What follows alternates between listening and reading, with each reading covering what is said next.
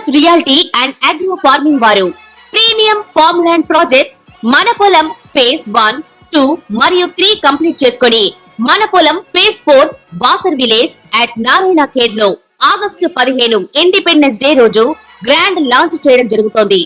Launching మరియు independence day సందర్భంగా 5 guntas land out rate లో బుక్ చేసుకున్న వారికి 1,50,000 రూపాయల డిస్కౌంట్ తో పాటు 2 గ్రాముల గోల్డ్ ఫ్రీగా ఇస్తున్నారు. పూర్తి వివరాలకు సంప్రదించండి. ఓం మహాగణాధిపతయే నమః. ఓం గురుభ్యో నమః. ఓం శ్రీమాత్రే నమః. పరమేశ్వర స్వరూపమైనటువంటి జ్యోతిష, వాస్తు మరియు ఇతర అనేకమైనటువంటి శాస్త్రములను మనకు అందించినటువంటి మహర్షులకి నమస్కారం. హయగ్రీవ హయగ్రీవ హయగ్రీవేతి యోపదేత్ తస్య నిస్సరతే వాణి జహ్నుకన్యా ప్రవాహవత్. అరుణాం కరుణాతరంగితాక్షీం ధృతపాశాంకుశపుష్పబాణచాపాం అనిమాదిభిరావృతాం మయూకైః అహమిత్యేవ విభావయే భవానీం. శ్రీమాత్రే నమః. ప్రేక్షకులకి ఆ లలితాంబిక అమ్మవారి యొక్క అనుగ్రహం పరిపూర్ణంగా కలగాలని మనస్ఫూర్తిగా కోరుకుంటూ మనం ఈరోజు చెప్పుకోబోయేటువంటి టాపిక్ ఏమిటి అంటే, అక్టోబర్ 10వ తేదీ నుంచి గురువు వక్రగతి జరగనుంది. ఈ యొక్క గురువు యొక్క వక్రగతి 4.5 నెలల పాటు ఉంటుంది. అయితే ఈ 4.5 నెలల పాటు 12 లగ్నాల వారికి, లగ్నం తెలియని వారు రాశి నుంచి చూసుకోండి. అదేవిధంగా 12 లగ్నాల వారికి ఏ విషయాల్లో బాగుంటుంది, ఏ విషయాల పట్ల జాగ్రత్త వహించాలి, ఎటువంటి పరిహార మార్గం చేసుకోవాలనేటువంటి విషయము, మరియు మనం గతంలో రాహువు కేతువు మారినప్పుడు అంటే ఒక 9 నెలలు 10 నెలల క్రితం ఆల్రెడీ మనం చెప్పున్నాం. ఈ జలరాశుల్లోకి రాహు వచ్చినందుకు జల సంబంధించిన ప్రళయాలు ఎక్కువగా జరుగుతాయి ఈ సంవత్సరం అంతా, ఈ కృదినామ సంవత్సరం అంతా అనుకునేటువంటిది.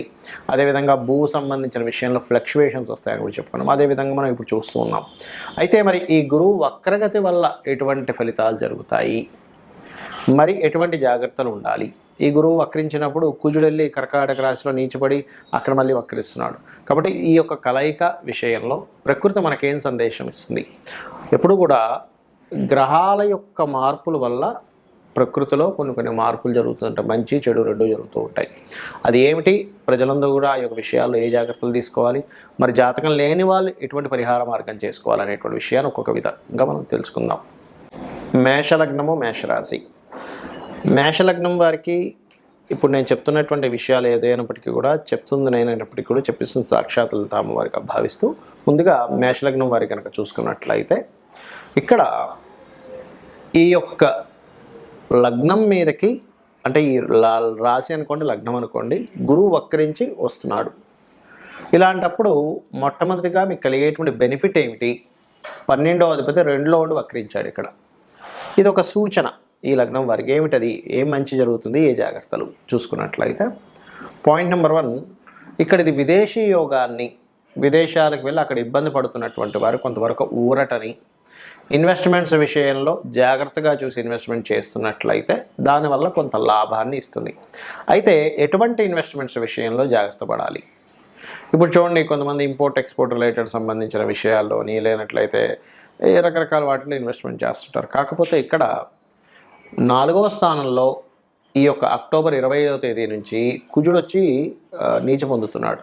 కాబట్టి ఏమిటంటే, మీరు ఏదైనా ల్యాండ్స్ తీసుకునేటప్పుడు ఈ అక్టోబర్ 20 నుంచి ఈ 4.5-6 నెలల వరకు కొంత జాగ్రత్తగా ఉండాలి. ఎందుకంటే ఆ కుజుడు అక్కడ ఒక 4 రోజుల పాటు నుండి వెనక్కి వచ్చి మళ్ళీ ముందుకు వెళ్తాడు.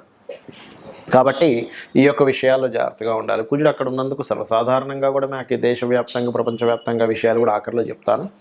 అయితే ఈ విషయాల్లో పర్టికులర్గా జాగ్రత్తగా ఉంటూ, హయ్యర్ ఎడ్యుకేషన్కి, విదేశాలకు వెళ్ళి చదువుకోవడానికి, విదేశాలకు వెళ్ళి అక్కడేదైనా గ్రీన్ కార్డ్ హోల్డర్ అవ్వడానికి, అక్కడేదైనా స్థిరపడడానికి మాత్రం గురువు వక్రగతి ఖచ్చితంగా మంచి యోగాన్ని ఇస్తుంది. మరి జాగ్రత్తలు ఏమిటి? అప్పులు ఇవ్వడము, తీసుకోవడము గుర్తుపెట్టుకోండి. ఎవరికైనా రుణం ఇస్తున్నామా లేదా రుణం తీసుకుంటున్నామా? సర్వసాధారణంగానే మేషలగ్నం వారికి పూర్వజన్మ కర్మ, ఎవరికైనా రుణం సంబంధించిన బంధువర్గం వారికి కావచ్చు, బిజినెస్ పీపుల్కి కావచ్చు, ఇచ్చి తీసుకునేటువంటి విషయంలోనే ఇరుక్కుంటారు మేషలగ్నం వారు. అదొకటి. రెండవది, ఈ గురువు వక్రగతి అనేటువంటిది ముఖ్యంగా మీకు ఉద్యోగ వ్యాపారాలకు సంబంధించిన విషయంలో మార్పులను ఇస్తుంది. బికాజ్ ఆఫ్ జీవుడు ఎవరైతే ఉన్నారో ఈయన సింగిల్గా రాహువు కుజ మధ్యలో తిరుగుతున్నాడు. అంటే ఏమిటి, ఇటు వెళ్ళడం కంటే మనం వెనక్కి రావడం మంచిది, లేకపోతే ఇక్కడ ఉండడం కంటే ఇంకో దగ్గరికి మారడం మంచిది అనేటువంటి ఆలోచనను కలిగించి అటు మారడం ఇటు మారడం, అక్కడికి వెళ్ళడం, పలానా దగ్గర వెళ్ళడం, ఇట్లాంటివి జరుగుతూ ఉంటుంది. మరి మీరు ఎటువంటి పరిహారం చేసుకుంటే బాగుంటుంది? సర్వసాధారణంగా మీకు పంచమాధిపతి రవి కాబట్టి సూర్య ఆరాధన ఎక్కువగా చేయండి. నవగ్రహాల్లో పర్టికులర్గా మీరు గురువు, రాహువు, కుజ, శని, కేతు ఈ 5 గ్రహాల దగ్గర వీలున్నప్పుడల్లా దీపారాధన చేస్తూ ఉండండి. చేస్తూ మీరు కనుక గణపతి, దుర్గా ఆరాధన కనుక చేసినట్లయితే, వీలైతే చండీ పారాయణం, చండీ విన్నట్లయితే అన్ని విధాలా మీకు బాగుంటుంది. ఇప్పటి వరకు మనము ఫలానా లగ్నము లేదా ఫలానా రాశి అయితే ఏమవుతుందో చెప్పుకున్నాము. ఇప్పుడు గోచారంలో ఈ గ్రహాల వల్ల మనం చెప్పాను ఇందాక నేను మీకేమని 10 నెలలు 11 నెలల క్రితం కూడా మనం 10 నెలల క్రితం 9 నెలల క్రితం మనం చెప్పుకున్నాం రాహు మారినప్పుడు ఈ జల ప్రళయాలు, ఎందుకంటే జలరాశుల్లోకి రాహు వచ్చినందుకు అని చెప్పుకున్నాం. అది యాజ్ ఇట్ ఈజ్గా మనకు కనబడుతుంది. ఎందుకు అంటే ప్రకృతిలో మనకి రామాయణ మహాభారతాల్లో కూడా ఇట్లాంటి అంశాలు చాలా ఉంటాయి. భీష్ముడు వారు కానీ ఇవన్నీ చెప్తూ ఉంటారు. అంటే ఏమిటి, ఈ గ్రహాలు ఇలా ఉన్నాయి, యుద్ధాలు రాబోతున్నాయి, ఇటువంటివన్నీ. అయితే మరి ఈ క్రోధినామ సంవత్సరంలో ఇంకా ఎటువంటి జాగ్రత్తలు తీసుకోవాలి? ఎందుకంటే ఈ కుజుడు నీచపడుతున్నాడు, ఈ గురువు వక్రించున్నాడు, గురువు రాహువు కుజ మధ్యలో ఉన్నాడు. గురువుని జీవకారకుడుగా చెప్తూ ఉంటారు శాస్త్రంలో, జీవుడు అంటారు. అది ఎక్కడి నుంచి వక్రిస్తున్నాడు? వృషభ రాశిలో ఉండి గురువు వెనక్కి వస్తున్నాడు. అంటే ఏమిటి, ఇక్కడ ఏం సంకేతం ఇస్తుంది? జ్యోతిష్శాస్త్రరీత్యా గురువు మనకి ఏం చెప్తున్నాడు? బృహస్పతి అతను వృషభ రాశిలో ఉండి వక్రిస్తున్నా అంటే ఏం చెప్తున్నాడు అనేది మనం అర్థం చేసుకోవాలి. ఒక మంచి సంకేతం ఇందులో ఉంది. ఏమిటంటే గురువు ఎప్పుడు కూడా మనకి యాజ్ పర్ సైన్స్ పరంగా కూడా మనకి ఏదైనా శకలాలు భూమి మీదకి వస్తున్నాయంటే గురుత్వాకర్షణ శక్తి అంటారు. అంటే తన యొక్క శక్తితో తన వైపు తను లాక్కుంటాడు. అదేవిధంగా గురువు ఎప్పుడైతే జీవుడు అయినటువంటి గురువు బృహస్పతికి సంకేతంగా ఉండేటువంటి గురుగ్రహం వెనక్కి ఎప్పుడైతే మేషంలోకి వస్తుందో తను మనల్ని కాపాడేటువంటి దాంట్లో ఉన్నాడు. అంటే దైవం ఎన్ని ప్రళయాలు ఎట్లాంటివి వస్తున్నా కాపాడే దీంట్లో కొంతవరకు మనకి యోగం ఉంది అని చెప్పొచ్చు. మరి ఆయన ఎక్కడి నుంచి వెనక్కి వస్తున్నాడు? శుక్ర రాశి నుంచి వెనక్కి వస్తున్నాడు.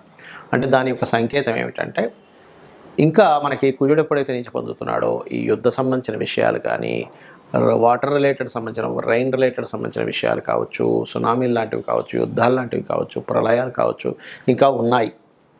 కాబట్టి మీరు మీ ఫైనాన్షియల్ మ్యాటర్స్ విషయంలో చాలా జాగ్రత్తగా ఉండండి అని జూపిటర్ అక్కడ మనకు సంకేతం ఇస్తుంది. ఇప్పుడు చూడండి, మనకి శాస్త్రాల్లో కొన్ని నియమాలు చెప్పబడ్డాయి. ఒక సన్యాసి ఏ పూట కాపూటే అతను భిక్షాటన చేసుకుంటూ ధర్మబోధన చేసుకుంటూ ఉండాలట. కానీ ఒక గృహస్థు మాత్రం తన దగ్గర ఎప్పుడు కూడా ఒక సంవత్సరానికి సరిపోయే అంత ధనం ఉండాలట. ఎందుకంటే గృహస్థు ఎప్పుడు ఎలాంటి కరువు కాటకాలు వస్తాయో తెలియదు. సంవత్సరం సరిపోయేంత ధనం ఉంటే ఇంట్లో ఉండేటువంటి వారికి ఎటువంటి ఇబ్బంది రాదు. ఏదైనా ప్రాబ్లం వచ్చినా సరే సర్వైవ్ అవ్వడానికి టైం పడుతుందని చెప్తుంది. కాబట్టి ఏమిటి, ఈ యొక్క గురువు ఎప్పుడైతే వృషభ రాశి నుంచి వెనక్కి వస్తున్నాడో కొన్ని దేశాల్లో ఆర్థిక మాన్యం పెరిగేటువంటి యోగము, ఫైనాన్షియల్ రిలేటెడ్ సంబంధించిన క్రైసిస్ లాంటివి పెరగనున్నాయి అనేటువంటి జూపిటర్ ఈ 5-6 నెలలు అంటే కృతినామ సంవత్సరం అయిపోయే వరకు దాని ప్రభావం ఉంది. కాబట్టి మీరు ఉన్న ధనాన్ని, ఉన్న ధాన్యాన్ని, తినుబండారాలని వీటన్నిటినీ కాస్త జాగ్రత్తగా సేకరించుకొని ఉండండి అనేటువంటిది ఇక్కడ ఇచ్చేటువంటి ఒక సజెషన్. మరి ఇప్పటి వరకు మనం ఏదైతే ఫలానా రాశి అని చెప్పుకున్నాం, మరి రాశి తెలియదండి, లగ్నం తెలియదండి, నక్షత్రం తెలియదండి, మేమేం చేయాలి? చాలా సింపుల్, గుర్తుపెట్టుకోండి. మీకు దగ్గరలో గోశాలలు కనుక ఉన్నట్లయితే చక్కగా గోవు దగ్గరికి వెళ్ళి బెల్లము, క్యారెట్స్, అదేవిధంగా ఆకుకూరలు, గ్రాసము ఇటువంటివి తినిపించండి, సాక్షాత్ అమ్మవారిగా భావిస్తూ ఆ యొక్క గోవుని. అలాగే నవగ్రహాలు ఉంటాయి, నవగ్రహాల దగ్గరికి వెళ్ళి అక్కడ కుజ, శని, రాహుకేతు ఈ 4 గ్రహాల దగ్గర దీపారాధన చేయండి. దీనివల్ల ఏమవుతుందంటే మీరు పలానా దగ్గరికి వెళ్ళి ఇబ్బంది పడాలి, కానీ మీరు ఎప్పుడైతే ఆ గ్రహారాధన, దేవతారాధన చేస్తూ ఉంటారో ఆ దేవత మీకు ఒక సూచననిచ్చి ఆపుతుంది. అక్కడ ఏదో ఒక ఫ్రెండ్ రూపంలో వచ్చి ఎక్కడికి వెళ్తున్నా ఆగు నేను వస్తానని ఆపడము, లేకపోతే అటుగా ఇటు వెళ్దామని ఏదో. అంటే మనకి దైవం ఎలా ఉంటుందంటే ఎప్పుడూ కూడా దైవం డైరెక్ట్గా కనబడదండి. మనుష్య రూపంలోనో, వాహన రూపంలోనో, ఒక ఫోన్ కాల్ రూపంలోనో, ఆ రూపంలో వచ్చి మనం సేవ్ చేస్తుంది. కాబట్టి ఇలా చేయండి. అది కాకుండా ఇప్పుడు మనం ఆల్రెడీ చాలా రోజుల నుంచి చెప్తున్నాం, మనకు ఆల్రెడీ చాలా దేశాల యుద్ధాలు ఇవన్నీ కూడా జరుగుతూనే ఉన్నాయి. ఎప్పుడైతే క్రోధినామ సంవత్సరానికి ముందు అక్కడ వచ్చినప్పటి నుంచి పెరుగుతూనే ఉన్నాయి. ఆ ప్రదేశాల్లో నివసించేవారు కూడా వాళ్ళకి ఎటువంటి కీడు జరగకుండా ఉండాలంటే చండీ వినండి.